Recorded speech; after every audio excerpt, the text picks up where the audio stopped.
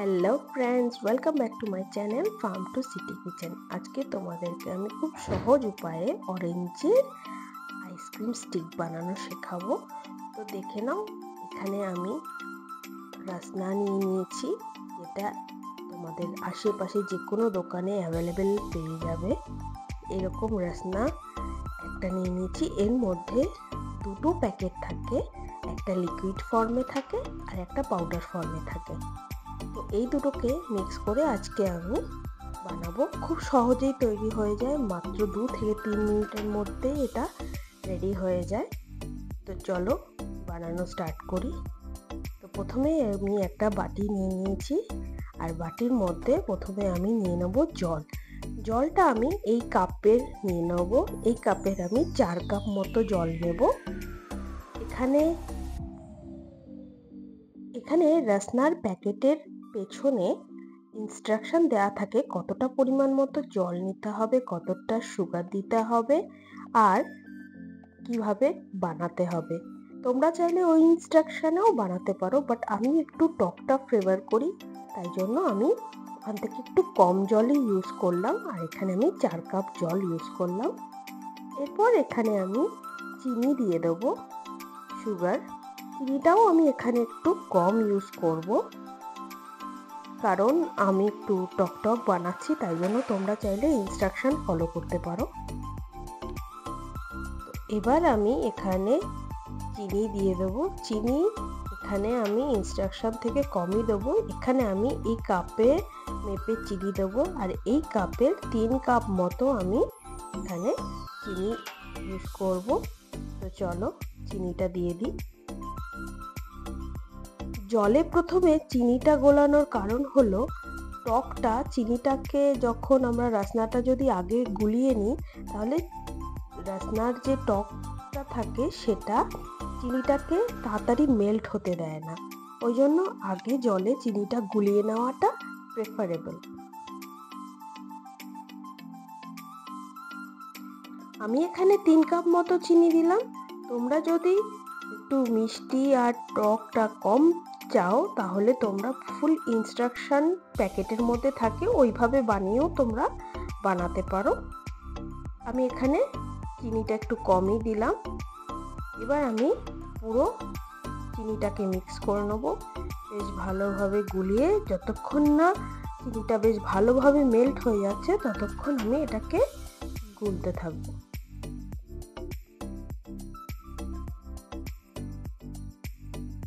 তো দেখে নাও বন্ধুরা, চিনিটা আমার গোলা স্টার্ট হয়ে গেছে। দেখে নাও খুব অল্প পরিমাণে আছে, আর এটাকে আমি বেশ ভালোভাবে গুলিয়ে নেব।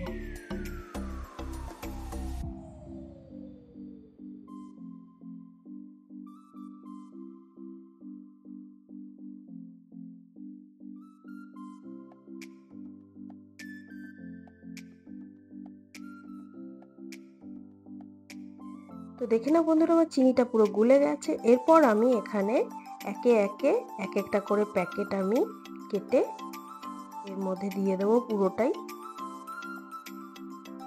তো দেখে নাও, প্রথমে আমি পাউডার ফর্মটা দিয়ে দিলাম, দিয়ে হালকা করে আমি গুলে নেব বেশ ভালোভাবে।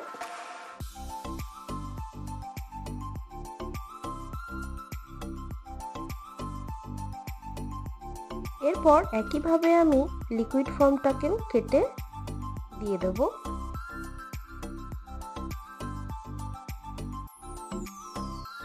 দিয়ে আবারও বেশ ভালো করে গুলিয়ে নেব।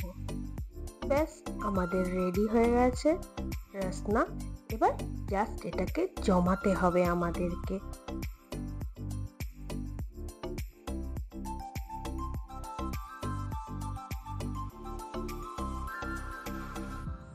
তো এটাকে আইসক্রিম বানানোর জন্য এখানে দেখে নাও, আমি এরকম স্টিকের মতো আমার কাছে ছিল, আমি ওটা নিয়ে নিয়েছি। তোমরা চাইলে এটা গ্লাসে যে কোনো কাঠি দিয়েও বানাতে পারো।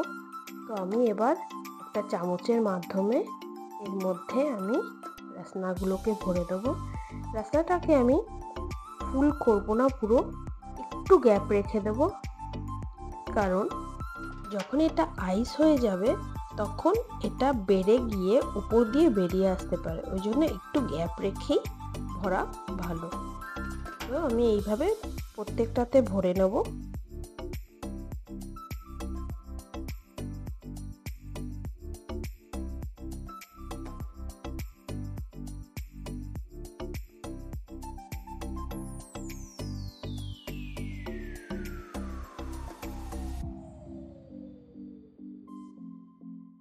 তো দেখে না বন্ধুরা, প্রত্যেকটা আইসের মধ্যে আমার ভরা হয়ে গেছে, তারপরেও এতটা আমার বেঁচে গেছে।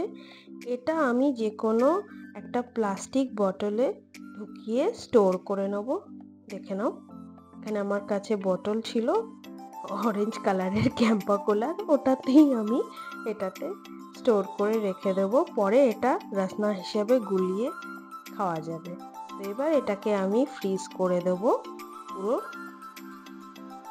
10 থেকে 15 ঘন্টার জন্য আমি এখানে ফ্রিজ করে দেবো, যাতে এটা বেশ ভালোভাবে ফ্রিজ হয়ে যায়।